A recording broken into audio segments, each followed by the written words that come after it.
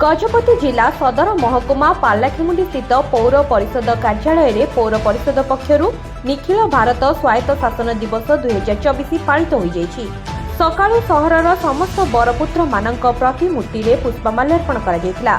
पौर परिषद रे थिबा महाराज श्री कृष्णचंद्र गजपति महाराज को प्रतिमूर्ति रे पौर परिषद अध्यक्षा निर्मला सेठी पुष्पमाल्यार्पण करथिले। महात्मा गांधी फोटोचित्र रे पुष्पमाल्यार्पण प्रदान करथिले। परे पौर परिषद अध्यक्षा निर्मला सेठी द्वारा जातीय पताका उत्तोलन करा जायतिला।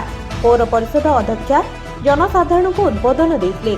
परे पौर परिषद कार्यनिर्वाही अधिकारी गौरव पटनायक जनसाधारण को उद्बोधन प्रदान करथिले।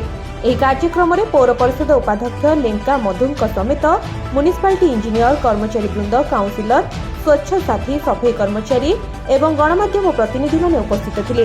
ସନ୍ଧ୍ୟା ସମୟରେ ସାଂସ୍କୃତିକ କାର୍ଯ୍ୟକ୍ରମ ଆୟୋଜିତ ହୋଇଥିଲା। ବ୍ୟୁରୋ ରିପୋର୍ଟ ପ୍ରୟାସ ନ୍ୟୁଜ।